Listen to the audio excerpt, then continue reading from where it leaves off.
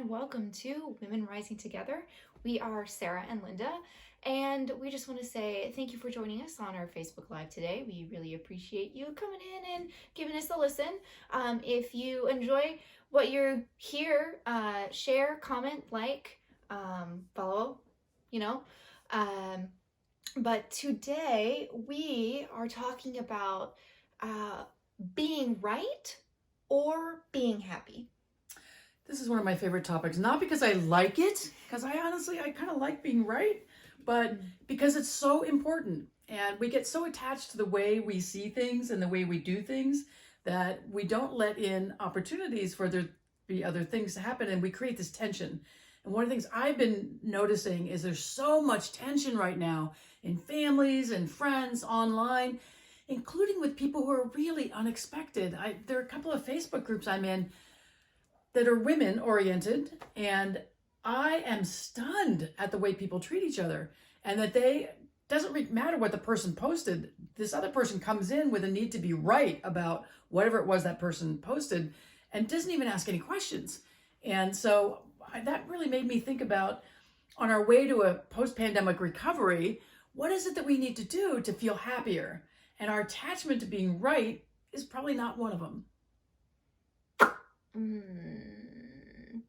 Yeah, what's so good about being right? What so is about winning the argument, like coming out on top? I feel, because you also have to look at, like, why do you want to be right? Yeah. Like, what do you get out of being right? And I think part of it comes from that many of us aren't taught, like, how to communicate compassionately and with kindness, so that when we're in a situation where it's someone else's, like, opinion and our opinion, or, well, not really an opinion, but someone says something and it's like, we want to correct that, we do it in such a way that we end up putting the other person down often, and to bring ourselves up, because then we can feel good. Yeah, and I don't even think it's always intentional. No, it's not. Right? It's a subconscious thing. Yeah. Because when you think about, like for in our relationship, we have funny little instances where both of us will, like, I'll say something and she'll be like, no, that's not right, and I'll be like, no, I'm pretty sure it is, and we'll go back like 3 or 4 times. But we do it with a sense of humor. But we're very light about it. We're not, like, trying to win the so-called argument. We're not trying to be right, But we're having fun. We're like, no, I'm pretty sure this is right. She'll be like, no, Sarah, I'm quite sure I am correct. I'm like, I think so. We did this not long ago with where an exit was on the freeway. Oh, yes. And I was convinced. I had it visualized in my head. I knew it was right. She knew it was right. Hers was different. And finally I said, okay, I think I'm right, but I'm willing to be wrong. And so we were just able to laugh about it and make light of it. And in other relationships I've been in with other people, that could have turned into an argument. We just have fun with it. Yeah, because it's just goofy, because she thinks she's right. I think I'm right. Sorry. Did I fling this back? Oh. But it did turn out that my visualization was correct. She was right. I was correct. I was so sure. But she was so sure. And that's the thing, because sometimes, what we might think we're totally right. Like what she saw in her head, she thought she was totally right. And I'm like, no, I'm pretty sure, the exit is, you got one more between the exits. No, we don't. So, but that's the thing, is, like, what does being right get you? Does it get what you want?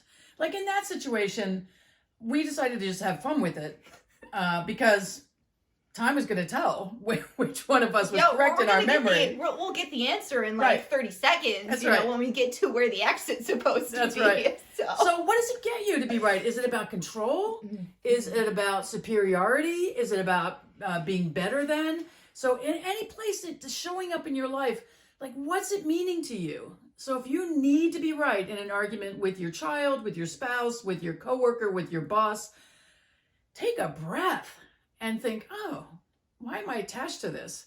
What if I'm not right? Does it really matter? And is this adding to my happiness? to cling to this need to be right? Is it adding to my happiness? And if it's not, why not let it go? Seriously.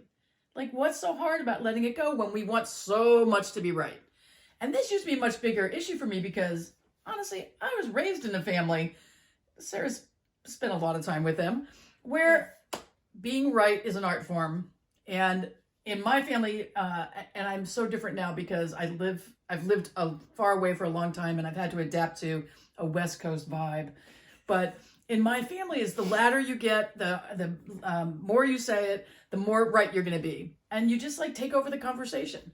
And so I don't do that anymore. But when we go back to see my family, we both kind of just sit back and go, "Huh, oh, that's how you're raised, huh, Mom?" Yeah. And it's funny, and it's no criticism. It's just like that's the way it was.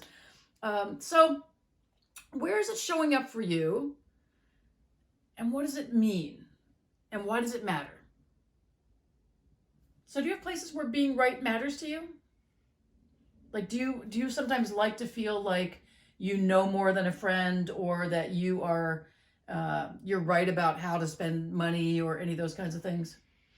Not really. I don't, because ultimately like they're gonna have their own perception of reality. And what I might think is the right thing, either to do or how to be, like they might not see it that way. And so I think it's also like I try to understand where the other person is coming from, Yeah. and trying to see it basically from their point of view, from their shoes of what the whole situation, or what the like what the whole situation is about from their perspective. And knowing that, they think they're in the right. And that's the thing. Like, that's what I think, why we can have our arguments about who's right, because we're seeing it in different ways. Yeah. So, they might ultimately be right for them in that moment and think that's what's best for them. And I don't, and it's like, okay, fine, you can do whatever you want. And then if you get upset about it later, well, that's on you too, if that's what you want to do. I don't want to trying to control someone else's being and who they are, just because I think I have a better way. Yeah. But that's often what it is we do. We think we know best for other people. Mm-hmm. And so that's the place where you want to look at that. But one of the things I've seen it coming up with lately, I've been looking at Nextdoor and Facebook groups and those sorts of things. And I've been seeing some attachments to being right that are showing up in interesting ways. Tailgating. I didn't realize it was such an issue till I started seeing multiple people posting about this in our area. I don't know if this is happening all over the country, but people are attributing it to stress, that people are feeling really stressed. They're feeling really agitated. They're feeling like being right, like move faster. You should be moving faster. So I'm going to be on your butt so that you move faster. Well, does that work? I don't know. And so, it's there's a feeling of being out of control in too many parts of your life when you feel like you're getting attached to being right. Mm-hmm. And when you're getting attached to feeling like your way or the highway. That's how I was raised by my dad. My dad, there was the right way, which was my dad's way, and that was all there was. So if there's any kind of stress in your life, you're going to default to some of the things from your early childhood, and you won't even be conscious of it. And so along the path to a happier life, what feels like it needs to be released for you? And is it a need for control? Is it an attachment to being right? Is it a need to dominate over other people? Because when I heard what you said in the your response to friends and that sort of thing, who maybe see things differently than you do, your feeling is that you try to listen with compassion and understanding. Yeah, because I don't want to criticize them or fault them in a mean way. Like, I've had conversations with my friends about more of like the deeper topics, and I've just been like, so this is what I've noticed that you do in these situations, and I'm just curious, like that it's something that you do. Like, I've just noticed that. I notice a pattern and I point it out. And one of my friends has, for many years now, has been actively working on like spending habits. And it's something that, we all have to work on that. But it's nice to see that, like, a pattern happened. he also managed to realize it. Yeah. And has been actively working on it. And I'm really proud of him for it because he's doing a great job. So, and that's kind of more what I like to see. Like, I don't have to want to get in someone's face and be like, you're spending too much money. Because I don't believe in that. Right, but think about the places where you might be doing that to someone else, whether they're your spouse, your child, your friends, whatever it is. But think of a place where you might be doing that, or think of a place where somebody's doing that to you. And one of the things that I want to talk about just for a minute, because we like to have these short on these daily Facebook Lives these past few weeks. How do we do kinder inquiries? So like Sarah said, I just noted this pattern. And I've been around when she's had some of these conversations, because this is a tight group of friends that she has, so I know them too. And, so what's happening that happens? There's not any, as she would say, upsetty spaghetti about it. Yeah. It's just like, I just noticed this. And they have really created a way of being undefended with each other. Yeah, my friends are kind of, like, we all are totally fine with pointing stuff out that we notice might be a possible, like, not a bad behavior, but something that might be affecting our behavior. And so we're able to be like, hey, I noticed that you've been doing this a lot. Like, are you aware of that? Because I think sometimes we often get caught up in, like, subconscious habits and ways of being and thinking that you may not be aware of what you're doing. So having someone else be like, hey, so I just noticed that you've been doing this a lot more. Like, you okay? What's going on with that? Like, I just want to check in. Well, it's kind of like saying that you never have any money, but then every time you get a cent, you're spending it on something that's not what you said you really wanted. And so in a compassionate way, being able to make an inquiry, but only in those cases where that's welcome. In that group of friends, that inquiry is welcome. Yeah. In my group of friends, that inquiry is welcome among some of them, and some of them don't like it. And so I've learned which ones don't like it. And I don't need to do it. I don't need to be right. I don't need to make them right. Now, I will say, in certain instances, I will not just let it slide. I will speak up if someone is saying something that is inherently racist, homophobic, those sorts of things. I don't let that slide. But I do it with compassion. I don't yell at them. I don't get super angry. I just try to be compassionate in that communication. And that's one of our cornerstones, is compassionate communication. So one of the exercises we want to just leave you with today is, what would it be like to let everyone be right for a day? Just see where it happens. So, like, if they say something you think is totally, utterly ridiculous, get curious about it. Don't just say, that's wrong, that's stupid. No, that's not true. What if you just say, wow, tell me more about why you think that? Because I'm really genuinely curious. I haven't had that experience in my life, and so I'm curious where that comes from. I've had a number of people lately talking about, like, rising gas prices, especially here in California.